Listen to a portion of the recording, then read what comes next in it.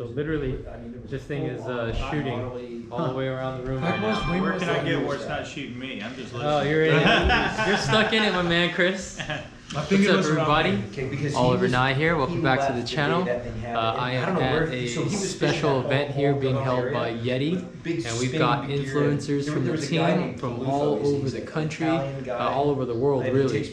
And we're just mid-conversation, and these guys are getting deep. This is the top 1% of people from each one of their fields. We've got badass barbecuers, fly fishermen, spear fishermen, fly fishermen, San Diego historians, a badass rodeo cowboy back here. That's why Central African all those places. Very eclectic group of people. So I'm just gonna turn the camera on and let these guys go. Look, they're still going. How have they not fished out all those Nile perch like you were talking about?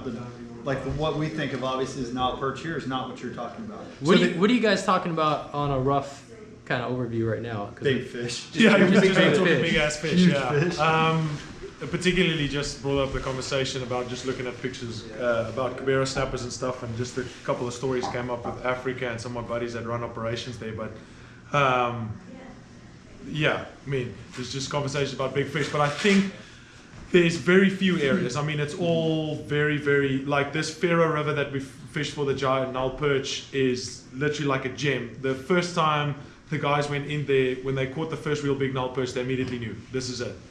And is this in Egypt? A Nile perch? No. So it's in Cameroon. So a lot of the Egypt and those fisheries, Lake Turkana, all those big Lake Nasser places are commercially fished and wiped out. Right.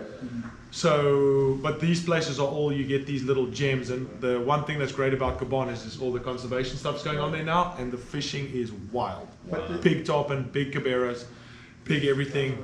That's where our conversation with the big flies and stuff, and what we use in the big flies stuff came in, is just because all those things, we originally went into a lot of those places with just kind of like the medium-sized flies, and like even in Africa, like we're fishing in Florida with flies like this for big tarpon. There we're using as big as you possibly can. Those things just want to Look at that reaction from another fellow fly fisherman. Yeah. But really, I'm they surprised. Literally 360. I'm surprised you're surprised because of your experience and where you came from around the trophy bass fishing world. Yeah. That's a thing. That's why I'm fascinated to get you two alone at the end of this and get your perspective on this big bait application in fly fishing. Yeah. Yeah. Well, the thing like tarpon, for instance, in the Keys, they're worked over so much. Their food item is scaled down to where it's like literally they would be considered micro flies, considering the size of the fish. Now, I guess fish in Africa are totally unmolested, and their food item is probably big mullet and stuff like that, right? Yeah.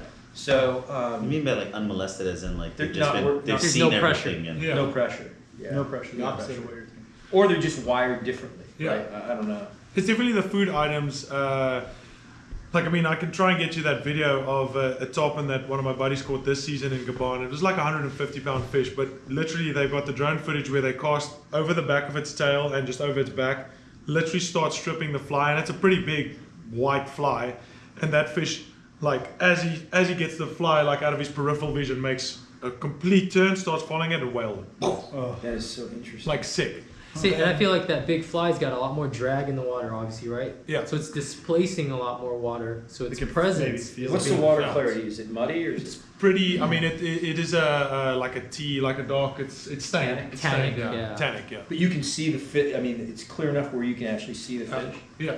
Interesting. But the funny thing is then when we spoke about Mongolia is that place where we fish it. We fish it for 20 years. So it's a place that has seen a lot of.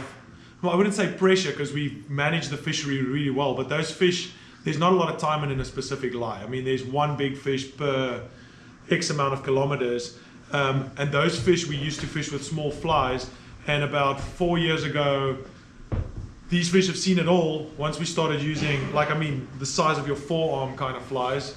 Right. Then it changed the game completely. It was like mind-blowing. You'd see a fish. Like I feel with a big fly, you can make a fish that'll sit in a lie. He's not phased or anything. A fish that sits there dead, not planning on eating anything that day. He sees that thing, okay, that's worth it. He's got it. Cool. Yeah, interesting. It's still the same principles that I apply in conventional fishing. Yeah. And Yeah. I find it very intriguing that you as a fly fisherman predominantly have like taken that whole mentality on. Like how big of a hurdle is that for you, being, you know, most guys are fishing small baits for the most part. Yeah, but I think the mindset came in a lot exactly where you were thinking. Like I'd see the things that the fish eat. So there's a place in St. Brandon's that I used to guide at. The GTs would come in and eat bonefish because that is their main food source there. And it's not small bonefish. I mean, we're catching on average 7-8 pound bonefish there. It's a silly fishery. And we were casting flies this big, and we like at one point went, this is stupid. And then we just, not necessarily the weight, we just added length to the fly. Just so a big food. silhouette. Yeah, and that just, because some of those big fish will come in and they'll just look at it and it's not worth my go. And then sometimes they'll decide, okay, this is worth it. But it needs to be worth it. But it's kind of, like when I open my box at some guys, they just think it's completely silly. I mean, if I show you my time box, it's, and it's I would probably love it's to see because your time they're inbox. wired. The guys are wired like we need to scale down. You know, we need Absolutely. To, so the same thing when I went to Canada, bass fishing, right? Those guys are used to some pressure on their legs, so their automatic response is to go finesse, right. like smaller and lighter line. When I feel like going the opposite way is showing those fish something that they haven't been conditioned to and unmolested, and now it's like that whole brand new fishery again because they're being shown something new. But frankly, I make a living now showing this like to people in their own backyards. Yeah, look, like this is a real thing. For any fish, I tell all the people who are fishing, because we're diving and we're feeding the fish, we're chumming them or whatever. Like, look at how big the mouth of that fish is. He can eat something way bigger than that. Like, we're chunking like big chunks of stuff. Like the way this conversation got started is I dropped a 10 or 12 pound head down to keep the rest of the stuff from not eating it, and still another 30 pound cubera bit it, and the grouper came and hit the cubera and sucked it out of his mouth, and right then I was there to shoot him. But they will eat giant stuff. Up oftentimes a third of their own body length and mass, right? Many predatory fish species. But so here's the question, as a fisherman, you think, okay, if I put this big fly on, I'm reducing my chances of catching so many other things. Yep. So are you only trophy fishing when you have a big fly or a big bait on? Or holy crap, how many times have you thrown that bait this big and had a fish this big hit it? Because that's the food that's there at that time that drives everybody. I think it's situationally unique, right? And Conway can attest to this. Like back at home, we'll have scenarios where we have small wolf packs of these giant bass working together. And back in the day, it was herding schools of trout. And that same scenario you just described with chunking baits and having everything else that besides your target, the biggest fish in that spot or school coming up and engaging with you so you can get a shot at it. Same thing is happening with me with an 8-inch or 10-inch swim bait, because those small ones in the school are 7 and 8 pounders. Yeah. And the one in the middle is the grouper. Yeah. I don't know how big that thing is, but that thing doesn't even get a chance to get at my bait because that smaller size of a bait that people think is huge is still not enough to deter them. They're just super aggressive, especially in that moment, right? They got multiple competitors. It's competitive, yeah. So you have to throw a 10, 15 pound head to try to keep those small cuberas snap, because how big were those cuberas? They were probably monsters. Yeah, they're big fish as it is. Yeah, that'd be a cool experiment. Is like tonight, like everybody like just throw a different size bait. Yeah. To see. Not in on the small bait. I do. But let's go. I think it's just a question of like, I think you evolve as a fisherman because you do have to put your big boy pants on if you're going to be fishing big baits, because you're not necessarily going to catch something. Like you're going trophy fishing, and that's one thing I wanted to work on at some point. Is like I see a lot of the big fishing. It's like big game hunting. Like it's really you going for that ultimate prize. That's until your game comes in. And that's not easy. And it's hunting. You're seeking out the right conditions, the right habitat, the right everything. Your bird patterns, your bait patterns, your water temp, your current breaks. All this stuff lines up that is conducive to big giant fish. Because big giant fish, typically, what I have found is big giant fish don't hang around small fish or mediums. I mean, they're at least the ones I think it's the other way around. Well, because those Big giant fish want to hang I out guess with those smaller when I'm ones. talking about sharks, there are no small. It's all big stuff, and I think it's in the hunting world. So you find your lone sort of your big sheep and animal stuff that like is that. just sort of on their own, and they really don't cohabitate with other ones. So when I'm shark fishing, I'm looking for those elements, those right conditions, and I may wait. I might wait 12 hours for that one opportunity, but when that opportunity comes, and typically it's at low light, sun is setting, you've got a heavy glare on the water, so it's creating a really good ambush scenario for this fish because they're coming in from the west, heading east, because if I'm off San Diego, sun is at their back, it's in my face, and boom, there they are. And so all those things line up, but I've got to be out there all day to set up in that perfect scenario, get into that perfect area. You just described my boat positioning. Yeah. So think about it. Yeah, it makes a lot of sense. And I don't know if people really think about that sometimes. That They don't. All that really plays into it. Yeah, especially when you're going after big predators. Yeah. I noticed that in Baja when we were rooster fishing. I've only done one and only trip, so my experience is very limited. But what I've noticed there is more of the GT behavior in those big roosters. I think a lot of guys get bummed that they get refused on the fly off the beach by a big rooster, but what I've noticed is they end up stripping the fly too fast. A big fish is super calculated when it feeds. It kind of like saving energy.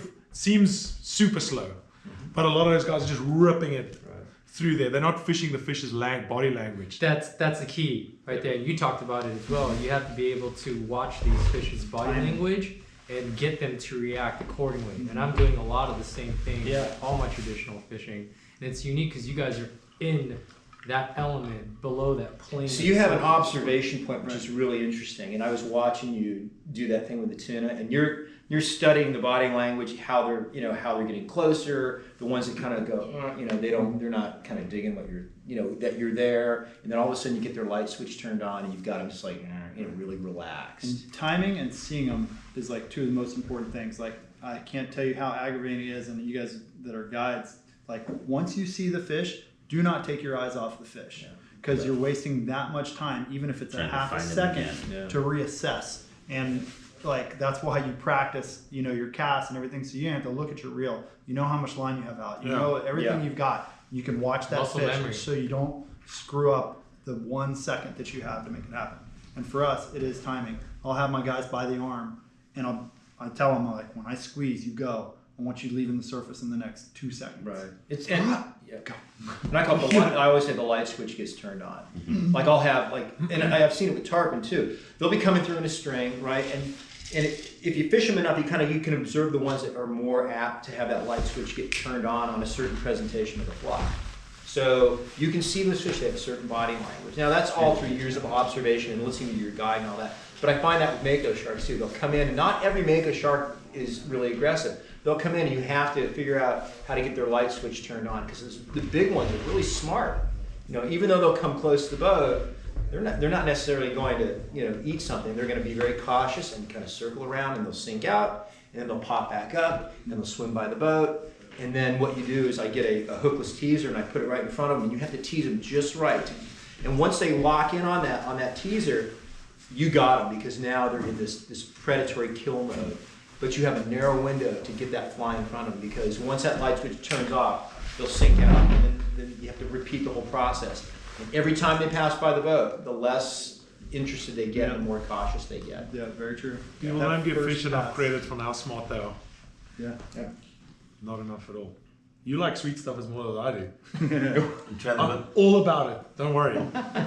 This is a judgment If free you zone. threw a big chocolate in front of me, I'm all about it. But Oliver, we're talking about largemouth bass and how that light switch is turned off. Yeah. But what I have found with largemouth bass, the really big ones, that light switch is turned on at any moment. I mean, it can change from minute to minute. It's definitely moment to moment. Yeah, it's really weird. So if you hit them just right, and there was, Bill Murphy wrote a great book about targeting large. In pursuit of giant bass. That's right, but he talks about, and a lot of that stuff lines up with, the hourly conditions, right? And people talk about, in the guides, the barometer's not too good today, whatever. But it is really true with those Florida strain largemouth bass. Especially them. They are so keyed into that. Noise, boats. The reservoirs we fish are really small. Yep. So you have a bunch of bass boats out there zooming around. Those fish are nowhere to be seen. Yeah, what's that playground thing where everybody's just kind of taking turns going through that same?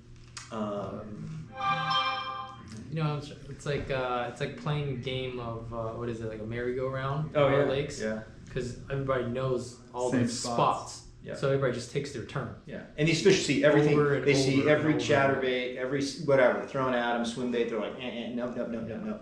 But I've managed the city, San Diego City Lakes for 37 years. Pretty much, I've been involved in that.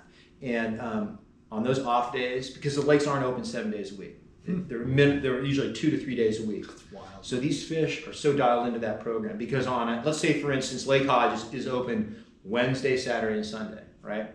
I'll be out there on a Monday and Tuesday. I see fish everywhere. I mean, they're just kind of cruising the banks. If the water clarity's right, big fish up tight, whatever. Man, on that Wednesday, First boat. kind of nothing. Or the bite will be good. I'll hear, oh man, the bite was so good until 7 a.m. and then it's shut down. You know, so the fish just get conditioned. And then if I go back on Thursday, Friday, the fish are back up. They're happy. They're relaxed. See, I don't think It's the people same thing with realize spearfishing. that we've become First diver. an environmental factor. Yeah. Right? And we're affecting their evolution. Yeah. We've picked off all the aggressive, stupid ones. They say in like the Mediterranean, I mean, snorkelers will go out and even anywhere you go, snorkelers will go out and swim with fish, and these trophy fish will come right up to you and say hi to you as soon as you put a weapon in your hand. I don't know if you look at them a little differently or if they just got a different vibe from you, but then it's just a different game. And that's, so I've had this discussion with so many different people. The difference between having a camera in your hand and a gun in your hand. Yeah. And I think that one of the things that sets apart you from a random spearfisherman is The something excitement that of- you put out. You know, It's like a whether it's a vibe, right? biorhythm or whatever. Like fish can feel that. Because like no matter what I have in my hands, fish like commit suicide. They just swim into me like constantly. And I'm putting out the feigned indifference thing. You act like you don't care. And they're going to be even more interested in what Talking about do the you bar, or think- you talking about the water? So do you think the Faraday cage? It definitely, it doesn't work in the bar for me. There's no self-incriminating. Do you think the here. Faraday I cage wish. would work then? The what? The Faraday cage, like the Hex wetsuits, the Hex clothes, they had a Faraday cage, which is a carbon fiber grid that was supposed to, like the Faraday cage is what's on top of your microwave. So that the microwave waves not from coming up to harm you. They had a patented Faraday cage that to interweave into hunting clothes and interweave into a wetsuit to block your natural electricity emittance. If everything else was at a level, it'd be interesting to see that because how well you hide, how well I hide, how Compared to- smooth you are, where you're like, there's just too many other factors. Yeah. You know, because no matter what you wear, you still got a wetsuit, you still got a piece of metal and a wood in your hand with fiber, blah blah blah. Yeah. Who knows how they're reacting to that? But I think more than anything is body language and just the way you act. Like one of the smartest things I ever heard anyone say is be the turtle. Like in diving, is just be a turtle. Nothing's afraid of a turtle. They're mildly interested. And Jellyfish. there you go. But like a turtle, a stingray, a shark is making the job of any other fish easier by disturbing the bottom and stirring it up so that they can get in there. So that's why we go and lay on the bottom or drift mid-water or whatever. They're just curious. They'll come up. Like the turtles, like some of the coolest photos I have are huge leatherbacks and they're swimming along eating these big-ass jellyfish like this. And every jellyfish they eat has bait fish on it. So, oh shit, our house is gone. No. Now we're with the turtle. And then rainbow runners come, and the rainbow runners eat those bait fish. And then you get a couple cobia, then you get remoras, then you get all this other shit. So you have this huge ecosystem that just surrounds this turtle, and they're moving along, eating stuff. So when you're swimming, that's why stuff comes up to you. If you don't charge it, it'll come. That's interesting. I think it's fishing. You always hear, "Oh, that guy's just a fishy guy, man." Some people just have whatever. I don't know what it is. They just have it, and I think it's whether it's your body language or some crazy cool karma you have. Some people just draw fish. I know guys that can't cast worth a shit, but man, they can catch tarpon. They can catch redfish. They just have it. Yeah. They're not the greatest I've casters, seen it. but they get it, It's the and they same know thing. what to do. You get your free divers. I mean, 100%. Yeah, Clients hold that their breath rock forever. up there, they're not necessarily the most clinical casters, but they just smoke the fish. There's a guy in All day long. Florida, and he's a great tarpon fisherman, and he's an okay caster, but he's all about, he'll sit there and he'll watch the fish, and he waits for those fish to get like 30 feet from him before he even makes a cast, and he'll sit there and look, and he just makes one cast, and he just feeds, boom, and almost every time he's on, and so he knows how to read the fish. Picking the right one too. Exactly. But it's it's how the fly sinks, the presentation, and how calm this guy is when he fishes. I mean, his body, it's almost like he's just like, like completely stoned out of his mind, but he is, but he's got it. But I wouldn't say he's like one of these, I can throw 80, an expert caster, but he's very efficient from, within his world, and that world is really, really good. Right. I'd take that any day. Oh, I'm the guy that Hail Marys the whole day long. Oh my God, we see that all the time. Guys, fish are 200 feet away. The guys, trying to count. It's like, no. For just us, wait. hunters, like a lot of my clients that come are guys that have hunted everything in the world, and they come to us, and it's easy to teach a hunter how to dive because hunting is such a huge part of it. The mindset's easy to adopt. So body language, you're always trying to read the animal reading, because when you're archery hunting, you're looking at the animal you're trying to stalk. When they're occupied one way or another, you're like, okay, I can move, I can do this. It's the same thing with the fish. Exactly. Like he was saying, as soon as the fish is occupied on that sinking head, you can get away with swimming straight at him. Where if that fish was just chilling on the bottom, there's no way that if you hauled straight at him, you would be able to do that. And I would think it's the same in fishing. Like I tell clients, like don't dive on him when he's swimming away. Wait till he's turned and coming back, because obviously two trains coming to each other, like you're gonna have a better chance. For us, like the equivalent of like the school of tarpon is schools of wahoo. And people say, well, how do I know which one to get? He's gonna come to you. He's gonna come to you. Like when I go down and sit, and the whole school is coming, and I'm just watching them, and I'm like, eventually you're like, okay, there's my bitch. Like that one's gonna come to me, and then the next level of that is, okay, how do I get the absolute biggest one? Because that's always been my drive, and that's like something you can't even describe. It's that being fishy and just being like, okay, and then he's coming, angling here. I'm gonna angle like this. He's made eye contact with me. Now I'm gonna ignore him and see what happens. And they're like, what the hell? And you turn, and they just come in, and at that point they're at the point of no return, and you're able to turn and shoot. And it's like too late. Treat them mean, keep them keen. Exactly. Exactly. Oh, man, so many analogies. So like today it's windy as hell. Does it make a difference in freshwater fishing to fish on like the lee side or the windward side? It depends. I don't really feel like it sets them up that much. It's not like it's generating a huge wind current. So what I find is if I'm fishing on our lakes, the downwind side blows the bait on those opposite banks. I think all the shad kind of it blows it downwind. Yeah, so it'll set up on let's talk. We have prevailing westerly winds where we live. The eastern shorelines typically are better, but not middle of the day. As that wind blows throughout the day, it stacks all that bait on those those eastern shorelines. You would think that the bait would want to sit where there's no wind and there's not much current getting blown off. I think that term is used a lot, right? It's pushing the bait. I think it's pushing that bait in that direction because of the plankton buildup. Yeah, And those on the fish plankton. don't. Because the bait can swim up current. Yeah, like but heavy but rivers. they're typically pretty lazy. They just kind of float along. They kind of move along, and if they have some assistance. But if all the plankton is sitting up there in that. So so all the food items go over here, and they're not. So I'll go to that bank that's facing the wind because all that ruckus is also kind of camouflaging my presence more than anything. Absolutely. GTs That's always like love hunting on a windward side bank. That's like you casting find a it. lot of times where the mullet just gets blown right into that bank, and the GTs have a little bit of milky water to work with too, and they just pick those things off as they swim along. It's definitely an advantage. Because we do a lot of cast netting, we call it throw netting. Yes. Yeah. And so you're spot and stalking basically, and what you want is, there's areas where it's flat, calm, and clean water, and you can see the fish, but they're never going to let a net throw on top of them. They're going to be gone. So you need to wait for the wave to break over the rocks, to cover the area with white water, or bring that visibility down. Bring that visibility down, like you said. Hide your approach and hide your net as you're trying to throw it over them. Yeah, it's fascinating because it's so many similar concepts across different styles of fishing, and like I'm trying to get my audience to understand that what we perceive as anglers above the water very rarely translates to reality below that plane of the surface. Yeah. So that's why you guys have a very unique perspective. Yeah. And even just last night, I was showing Conway some of the new fish finding technology that's giving me a diver's So you do have the field of that's view. right, yeah. So absolutely. So we're going to go out on one of our SoCal lakes that he manages, Yeah.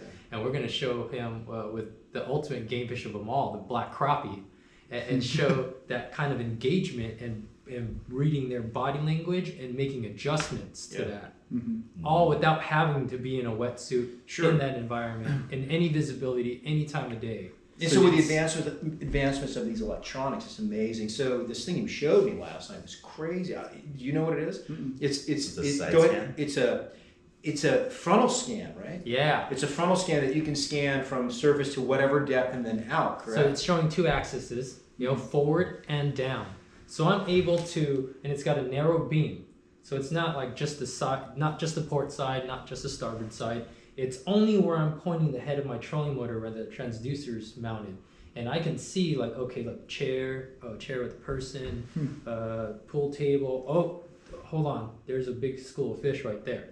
And I can see that pool cue is 35 feet away and 6 feet down over 30 feet of water. Wow. It's insane. I mean, And it's real time, so I can cast the bait to 40 feet behind it and start my retrieve at 6 feet and watch that fish turn in real time.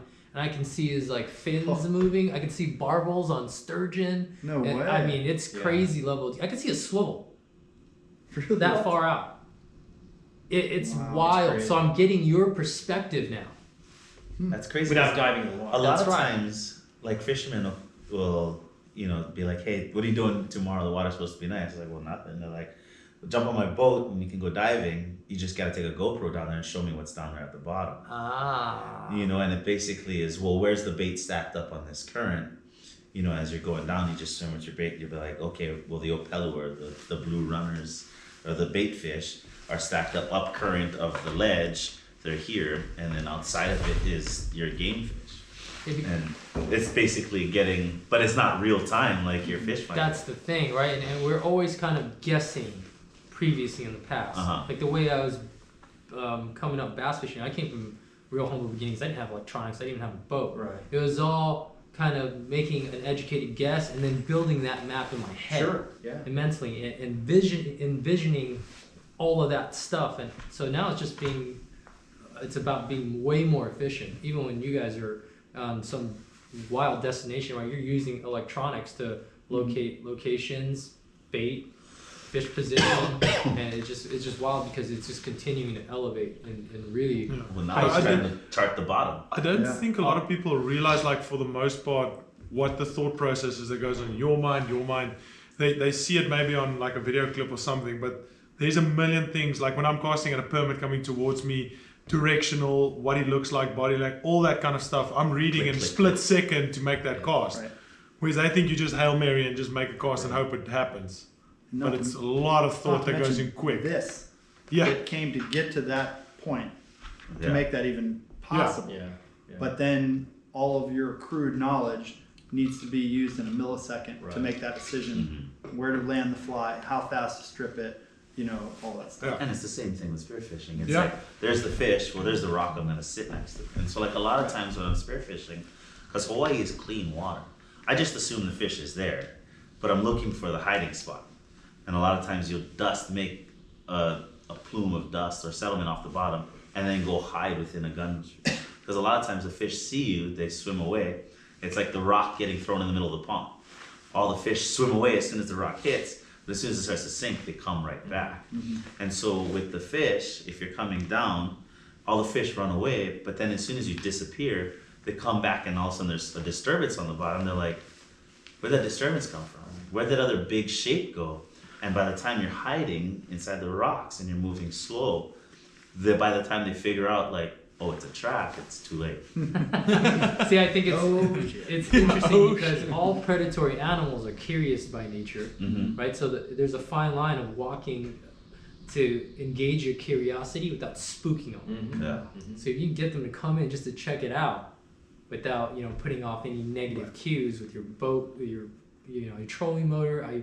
I actually try not to use my trolling motor hardly ever Yeah. now because they've become Yeah, negatively they- associated to that vibration and that hum. It's like the I'll elk turn- that know when it's elk season, Yeah. or they know where the national park Turkey boundary. season, right over the fence and like, screw you. I mean, they totally know that.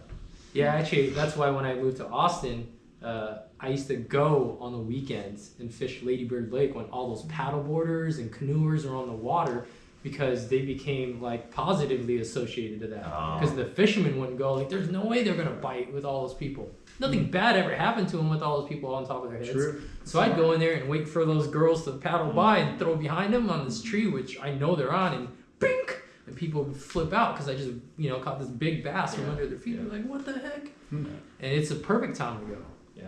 because my presence Yeah. is being masked. Mm-hmm. It'd be cool to look at like where we're at today because none of us have ever fished this, Yeah. and like kind of theorize why we should fish where and what we should fish with, and then see what worked. Oh yeah. I feel like fishing is always at some level some kind of scientific experiment.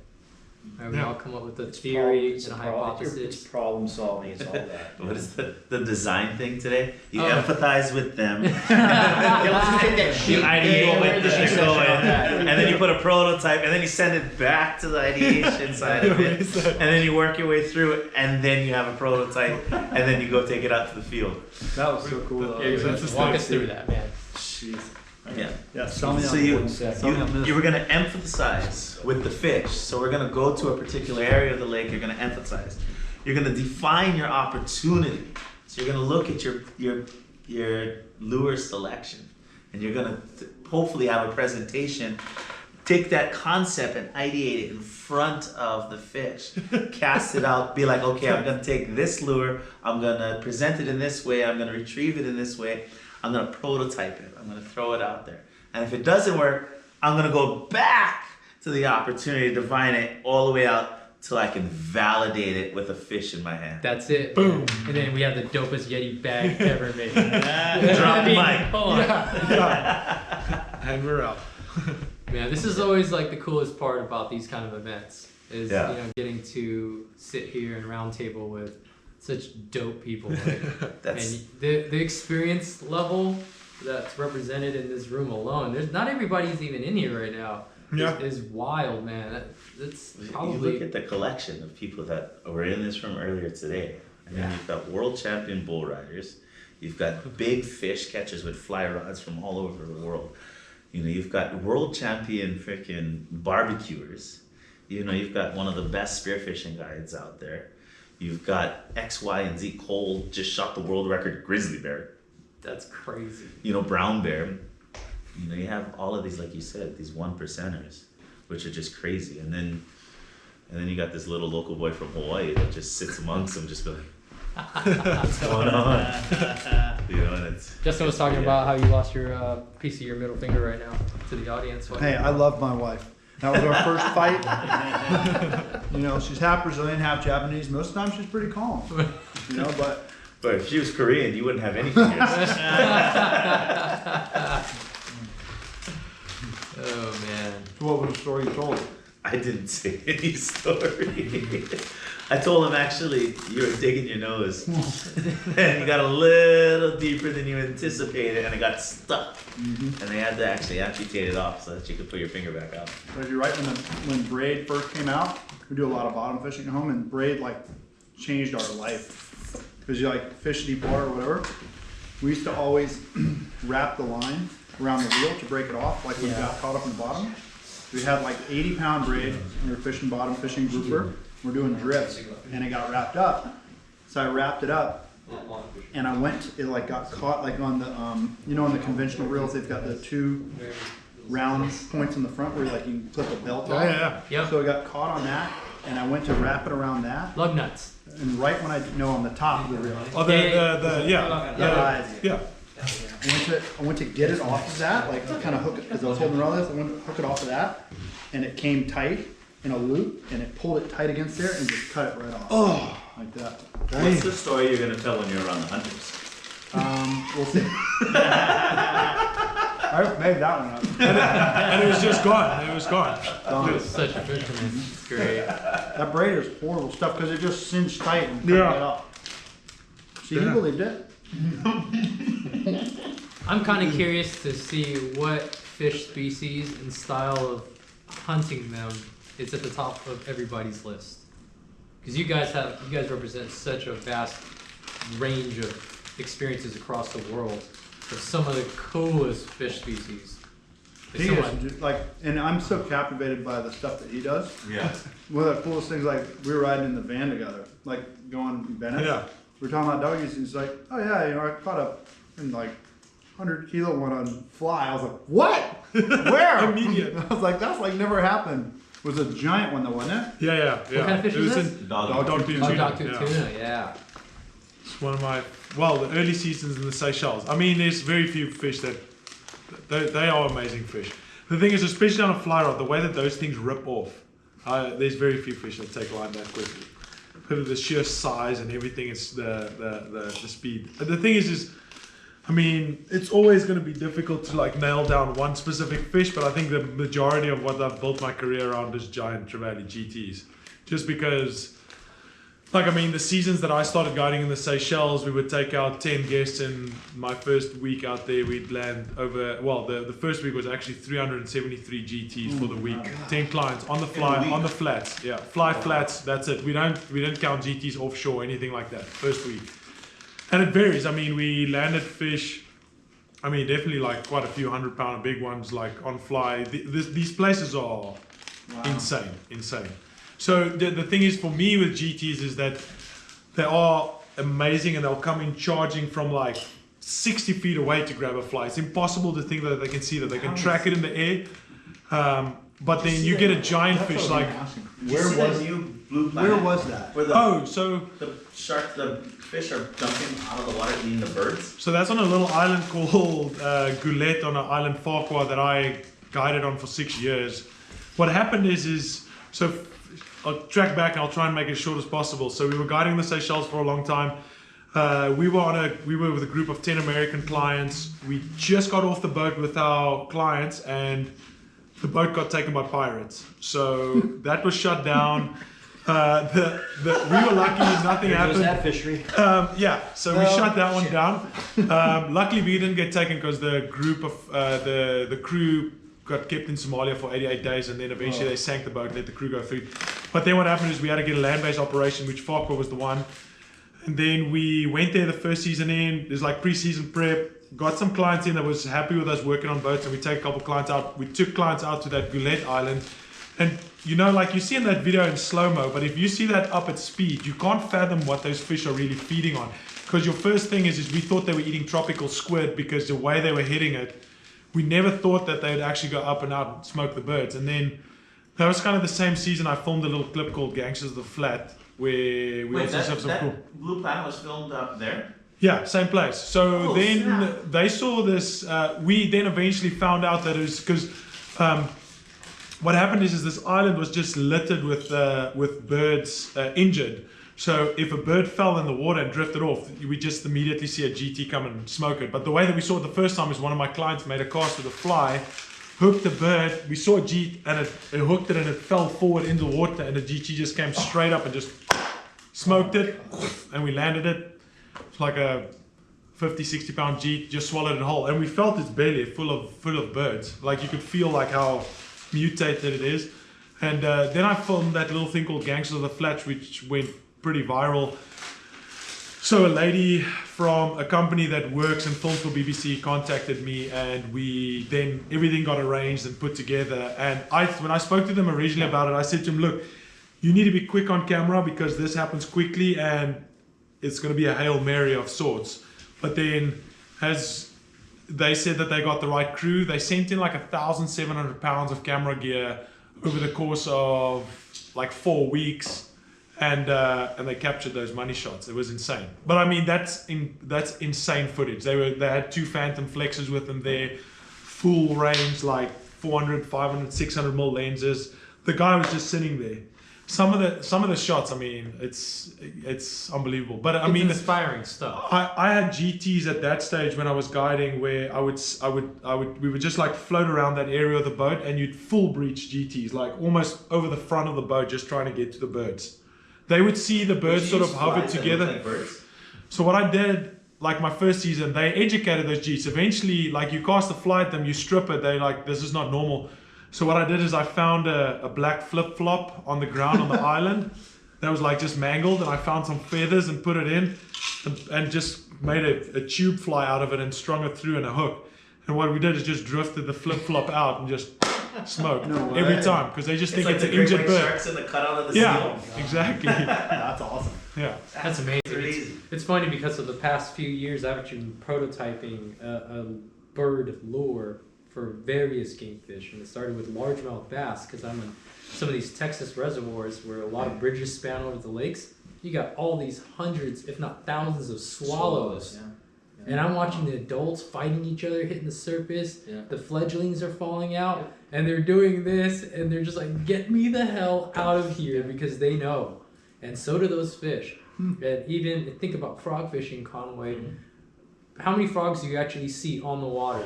Almost none. How many birds of whatever species do you see? Hundreds, if not thousands. Oh, yeah. You know, in and around the water. Yeah. So it's something that they're accustomed to, but we as anglers aren't Just don't accustomed. even think of that. Yeah, we don't even accustomed to think of them as a food source for them. Match the hatch. It is, but now I'm also appealing to that same conditioning thing because they've never seen a bird imitating lure.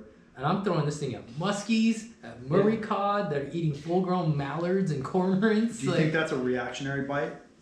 A lot of times, yes. Like they're just like, oh god, it's happening, and I think they're genetically programmed to do that. There's something in their DNA to attack stuff like that. Just the way they've evolved. Totally. And whether they see it, you know, Once in a every lifetime. 2 years or every 10 years, they'll see it and go for it. And so the whole rat phenomenon. Yes, That was another thing. rat I've never seen rats swim across any lake. especially at home. Yeah, but my God, these bass, I mean, they absolutely annihilate rats. I mean, it's crazy. Big rat lures. They have these big rat lures, like big literally tails up to on them. this big. Yeah. Just big, loud, disturbing. Yeah. It's like a nutria, but we don't Really? have any. We of that. don't. But these Southern California lakes, especially at least in San Diego, Oh, definitely in LA too. and they key into them. Which is the first time I ever saw that, I almost laughed. I'm like, what the hell is this? You know, the guy had this. I'm like, what the I had no idea what the rat was. It's like, oh, dude, the rat is going off. I'm like, what are you I had that catching? bite to myself And for a little bit. Exactly. And the way those fish would hit this bait was totally different. It's like they knew they really had to Hit it hard. hit it. Like it Or was else so it much bit its fun. stomach on the inside. That's the thing. Yeah. Like they had to like really freaking aggressively hit. The same thing's happening with the bird lure Yeah. across multiple species Yeah. now. Yeah. Wow, Yeah. that's So it's so interesting. Yeah. Yeah. we're losing light. Should we go fish? Heck yeah. Yeah, I think we should. I tried to. I just went and tried to find one of the people. Get some. I want to go fish. Seems like it's This- dying you down. guys got me all excited. So That's- how like for us that don't fish for bass very much, cast right along the bank, pull it on the edge of the weeds, cast out in the middle, let it go deep, pull it in. So here's the mindset and the methodology that I give to through my seminars is I'm going through a process of elimination every time I'm going fishing because every situation is different. Those momentary windows of opportunity are always changing. So I'm gonna try something for like 5 to 10 casts. If I don't get that affirmation by then, I'm adjusting that somehow. I'm either gonna cast parallel to the bank more or actually out further from them. It's gonna be something. So you- Deeper, shallower, top water, on the edge. Absolutely, until you start to Undercover, get some engagement undercover. from those fish. And here, your engagement should be a thump. Mhm. Yeah. So it shouldn't really take that many experiments to find out what they'll respond to. Yeah. That'd be crazy if you broke up one of your heavy lures because these guys fish the crankbaits and small baits. Yeah. Now. Do they have a I rod caught big enough? 120. I caught 102 to 4 pounders. If there's 102 to 4 pounders, there's got to be at least 10 pounders. Well, yeah. In that scenario of dropping a 15-pound head, like no one's probably targeted the grouper in here. No.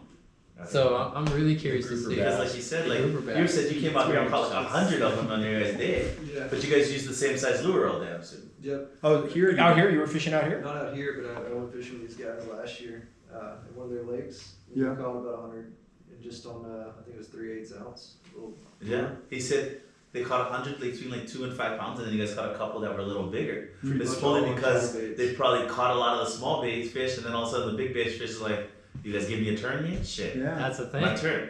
But if you did target and you did a not a 5 ounce bait, but you did a 3 ounce bait, but it had it 6 inches long. I got 6 ounce baits in my bag. And with so many bass in there, I bet the competition is stiff. I bet you throw those big baits, those 2 pounders. They're still gonna get it. Yeah. Yeah. Because a big part of their diet everywhere are sunfish. So bluegill, crappie, tilapia now in some places. That's what I wanted to ask him about, like what we think of as a Nile perch. Sweet Christ! Yeah. What is a Nile perch? It's a big freshwater fish. It's like It's a a mix between like a barramundi and a snook. Yeah. Oh. and the coloration of a The bass. one he caught was like this big. They get to like Huge. probably 5-6 feet long. What is this? But see, like this to some people It's your average size bait. would be big. Yeah. Oh, really? Perception from a fisherman, but like if you caught a bluegill on a bobber and a hook, like, dude, that's a little bluegill. Right. Well, those 2-3 pounders eating these all day.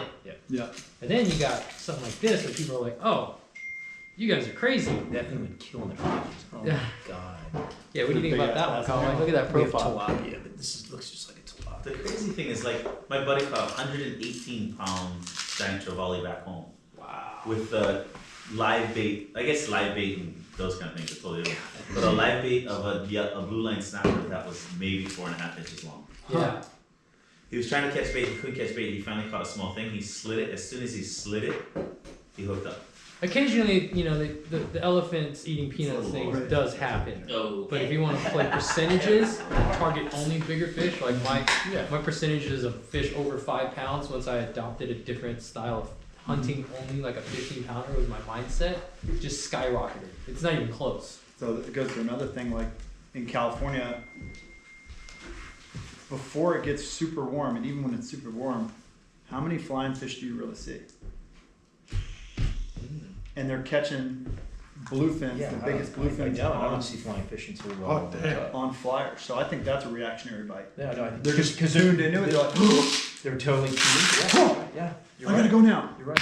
You're right. You're right. Yeah. Because like I see those guys fishing, I'm like, dude, I've seen like once ever in September flying fish here.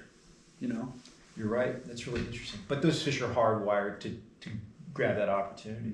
See, at home, as we're learning how to target these giant bluefin tuna that are new to us, Yeah, they are. right? Like you've been around a little bit longer than I have. They And they're not even relatively within your lifetime has this class of bluefin been around. So with the West Coast fishing culture has literally been adapting and learning They're how to learning catch it. these things. Yeah. And I mean, they didn't even start kite fishing out in Southern California until Till 2 years ago. a few years ago. yeah. And that's been on the East Coast forever. I mean, that's where it pretty much started. So there's What been a green stick. What's that? See, I brought that Green kind of stick. stuff up because like some guys So green aren't stick even is as this big pole that sticks out of the water. It's got a big bird on the back of it. Oh, right. And then it's got a series of lures, and the lures just bounce in and out of yeah, the water. yeah. And the first time they brought it out to Hawaii was like 30 years ago. And that was an East Coast technique, right? A commercial. It was a Yeah. Japanese. The Japanese, longliner Japanese guys guys. came up with it in between dropping you lay out your whole long line or whatever, and then you troll back the other end of the long line. You use that, and it's like a no-brainer. You got it going or whatever. You got one guy, and those The baits are going Japanese guys bink, brought it in Hawaii, and it bink, was crazy. bink. Wow. Dude, it works crazy good. Crazy good. I brought that up to one of my boys who's one of the better bluefin captains on our coast, and it's been interesting Yeah, to. what if you drove through foamers with that? Oh Oh god! Every Well, you'd bait suck was But you it only straight allowed to 2 the people. boat. That's really 2 interesting. per fish.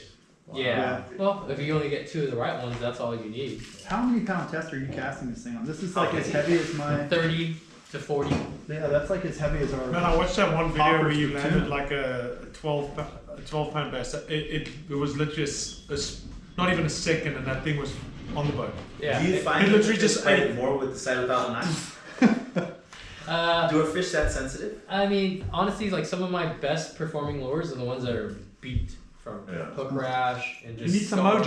mojo. That's it. My buddy, when we go trolling, like if one will beat up lures like no Totally. tomorrow, and if there's like 1 or 2 of those little legs on the skirt missing, he changes out his whole lure. And then I have friends that freaking run them until there's nothing There's like left. one skirt, right? Yeah. And then there's people that hide the hook, and there's people that don't hide the hook. Right. They say hiding the hook, then the hook release, the hook set isn't as great. But this is. Everybody's got their own theories. Yeah. That's a nice piece of bait there. Yeah. I want to it's throw huge. that in a school of tunas this year. Dude, that thing's Yeah, awesome. Just had them all sorry. silver. Yeah, that's fine. So yeah, going back to the bluefin and the same phenomenon happening as we're learning how to catch these things. First it started with the yummy flyer, which is a small plastic flying fish, right? So all those dumb aggressive ones would fall for the yummy for the first 2 seasons, and then they stopped biting it. And then it became a couple guys were flying in actual dead flying fish from Florida, and then rigging them up on a balloon, presenting them a little bit slower, then start catching fish again. And then all of a sudden, a couple guys discovered that our native flying fish are the biggest flying fish in the world. We've actually got a fun YouTube video of us going out at night and like netting them in the dark, and like it's just mayhem. Have you ever caught them on flyers, flying fish? Flying fish. But that totally changed it again, because now we're presenting them the same bait that they're eating, and the drawing power of that big flying fish. Because they can see so well, and just having them on that balloon or that kite, just bobbing up on the surface, man, it was just night and day between those Florida imported flying fish and our homegrown caught ones. Whatever, Florida flying fish are way better than yours. Yeah. So let's get back to the bluefin. So these bluefin have probably been passing by our coast for the last 10 years, and they are getting educated because each year more and more boats are hammering them. And I guarantee you they're the same grouping of fish, So, and I'm always curious. Every year they get harder and harder and harder to catch. Do you think the 20-pound fish will learn from the bigger fish to be like, hey, don't catch those? I don't know. They're not mixed though that much. Like in diving them. I don't see them mixed. They're all. See, that's an interesting perspective. The first time I went out there, I had 50 and 60 pounders swim past me. I was waiting for a giant. They're not mixed. Because people are like, oh, you get vortex of them and they're just huge. And so I sat down there and I had 40 or 50 pounders swim past me. And saying with my gun, like, it's gonna fucking happen. Right. That's interesting. They don't school. And see that's a point of argument between all of us on the deck of the boat. It's like, dude, we're only catching 100, 150 pounders. We should move. Like, no, there's going to be a bigger one mixed in. They're in that school. That's what that school is. Wow. From what I've seen, that like, is interesting. Because that's great knowledge. I've probably had, and I've had limited days there, but I've had probably 60 or 80 dives with tunas coming in. And the first couple times, like the first day I ever did it, like I had 20 or 30 dives with fish coming in, and I was like, I'm gonna just wait for a big one. And the guys kept yelling at me like, just shoot one. I'm like, I haven't seen a big one yet. So next group that came in, I was like 60, 80s. Shit, they're all 80 pounds, and I just shot 80 pounder. And then I waited, and I wouldn't jump in until I saw huge ones. And that time I got in, like the whole school came out, and they were all tanks. And I shot what I thought was like a medium-sized one, and honestly, there were probably not more than 20-pound difference between that one and the other ones. And that one weighed like 255. So they were all 255 out there? Yeah. I hate you. But they don't mix much. Okay. And I've heard so many times the fishermen like, oh, a huge one just rolled. And I hop in, I'm like, dude, they're all 80 pounds. Yeah, right. Like every one of them's 80 pounds. You just saw him shine different. Yeah. You know? And like even with the drone, when I put the drone up over him, you can see them like they're all the same size. It's pretty wild. Great insight. Interesting. That's really good. Because I kind of hypothesized a similar thing happens on the largemouth side. Like those fish are schooling relatively by size. Like you say, Conway, you've observed that they don't really, the small ones won't really mix with the big ones. I don't. Really small ones don't. I don't. Well, the hunting on the Big Island. If you come into a herd of sheep, unless it's the rut and all hell breaks loose, but if you come into a herd of sheep that have a couple of young rams in there, 99% of the time there isn't anything bigger than it. Yeah. So if you're trying to look for something big, they're all the same age. When they batch their herd up, there are 1 or 2 or 3 or 4 that are all the same age. And then sometimes you'll run into a herd of like 15 or 20, and the smallest ram, I mean, and it doesn't necessarily mean the biggest rams, because sometimes the rams just genetically have bigger horns. But you can tell genetically their face and everything like that will all be the same in the same herd. And even like you'll see old holy rams that just have no horns, will be hanging out with old rams. Yeah. So you very rarely see them intermix, even like the big boars. Yeah. But the big boars are total solo unless they're on a hot south. They never hang out with anyone. It's like a big mule deer too. They don't. Yeah. Total, just by themselves. They don't. They got like one good buddy, and that's their. Yeah, and they're so hard to get, but. Yeah. I want to go try and catch some fish now. He just got me all excited. I saw you strip the winding line onto your reel. Yeah, man, I'm ready to go. Let's go. Let's go find that. All right, well, hope you guys To be enjoyed continued. this wild podcast. We're going to come back. I'm going to get both of these guys, hopefully, together as fly fishermen. Yeah. All right? That'd be fun. So we're going to talk with these guys. I'm going to try and get the divers going. And, you know, maybe some of the hunting boys. Because that predatory behavior, I think, is all universal. plays in with Absolutely. everything we do, so yeah. So appreciate you guys. Subscribe to the channel. Comment, like. Conway, where can they find you? Conway Bowman on my Instagram. Nice. And you got a podcast, Got a right? podcast. It's called the Southern California Podcast on the Barbless Network. And by the way, our latest episode just launched today. Not that this is going to actually. I'm going to do my best to get it up quickly. Gentlemen, you guys want to introduce yourselves? And, you especially. I'm just over here off to the side. I'm not even a fisherman. I don't even know how to cast a pole. He was our presenter for our Media fest. How many bobbers you guys need? A lot. ton, actually. I love bobbers. Bobber fishing. There's just something about watching that thing go. Crappie fishing, bobbers. I think all my stuff is linked to Captain Jack Production. Captain Jack, huh? CaptainJackProduction.com. And your Instagram was pretty dope. I just saw that earlier today. So make sure you guys subscribe and follow them. More to come from the team. So catch you guys on the next one.